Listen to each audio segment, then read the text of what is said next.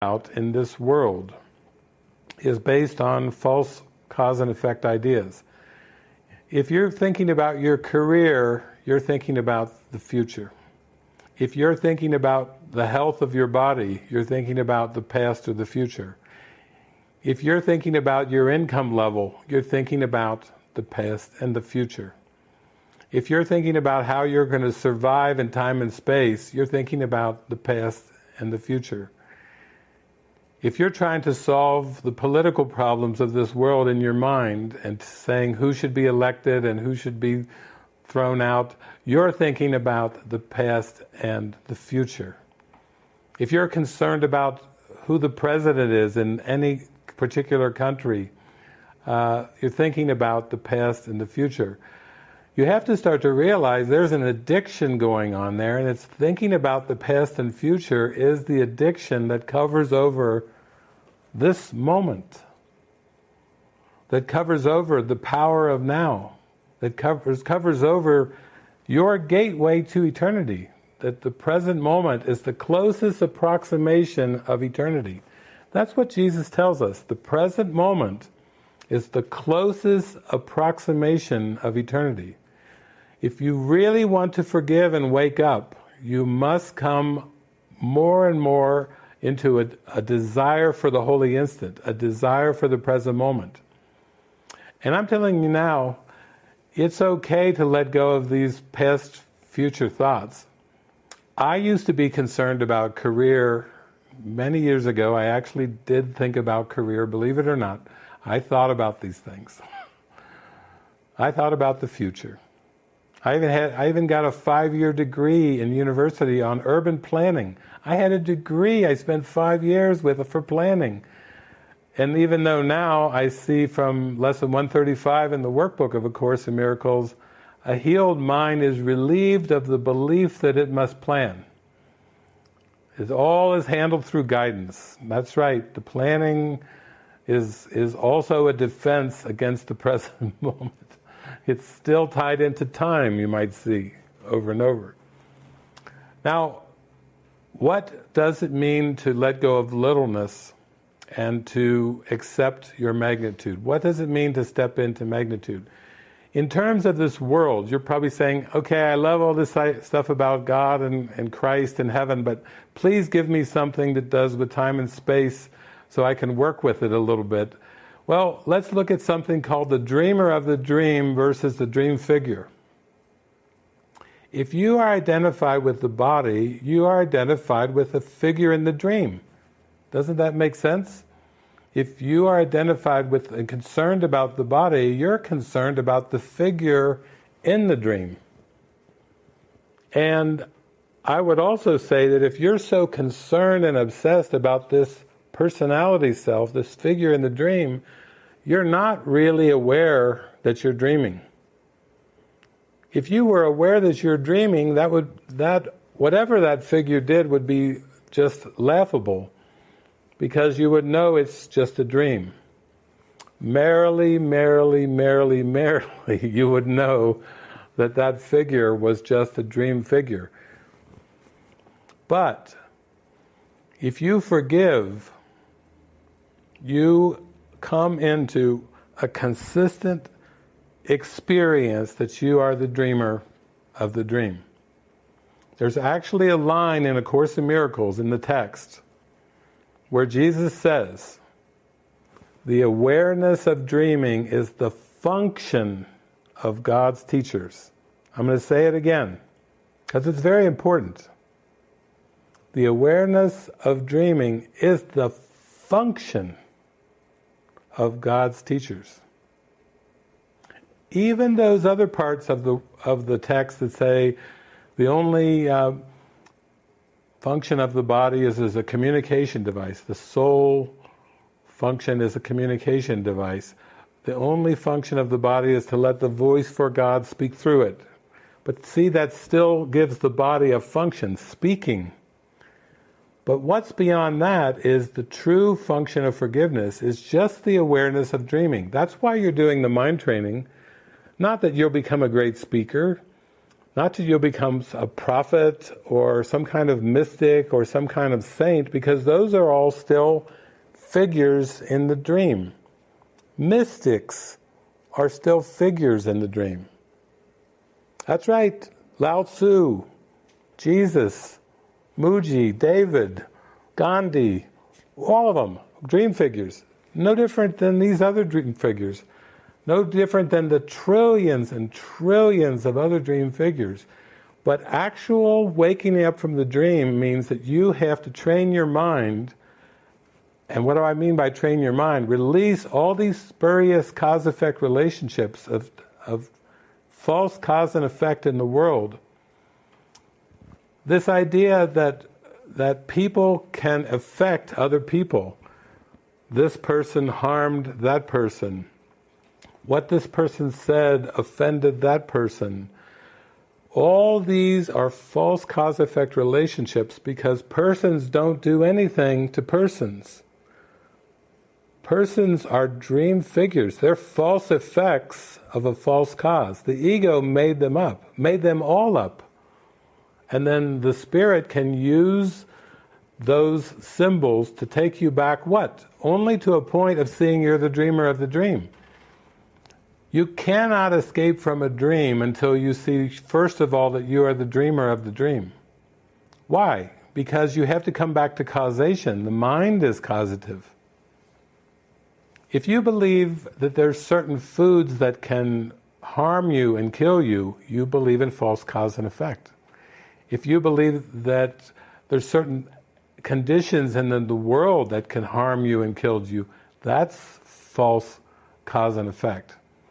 If you believe anything outside of you can harm you in any way, a word, an action, an event, a situation, a circumstance, if you believe there's anything external to your mind, you believe in false cause and effect.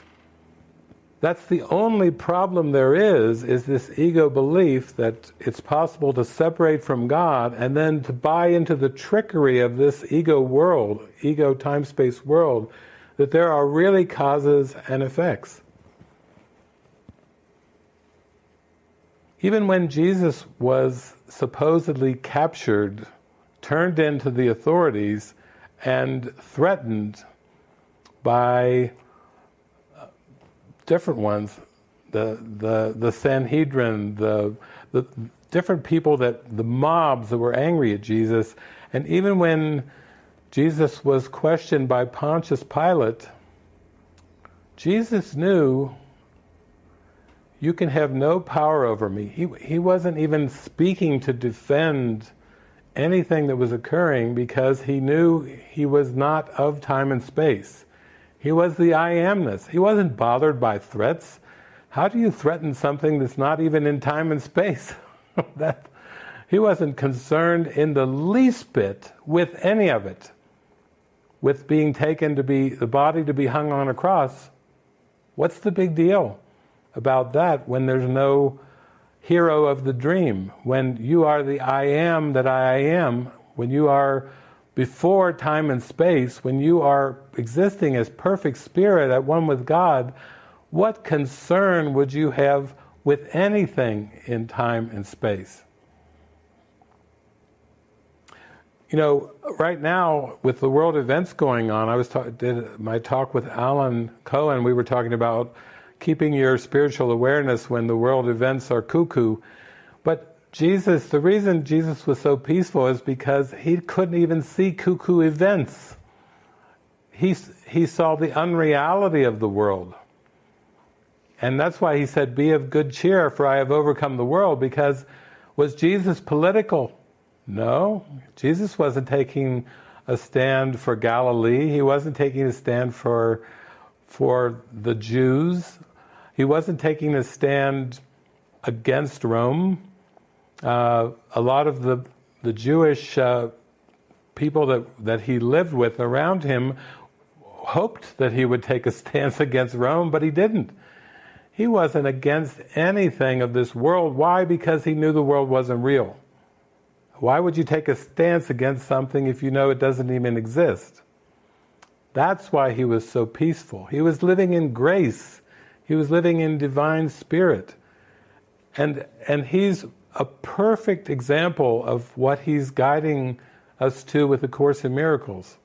He's basically saying, like Morpheus, told Neo in the Matrix, you need to unplug.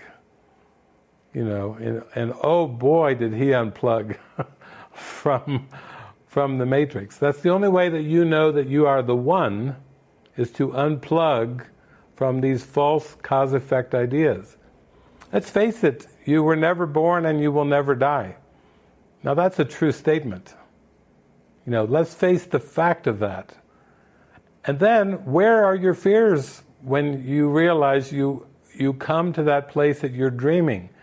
Suddenly your fears disappear. Suddenly you're not at the mercy of all these external forces. Suddenly you see that you made it up. Some of you are doing the workbook lessons of A Course in Miracles starting on January 1st.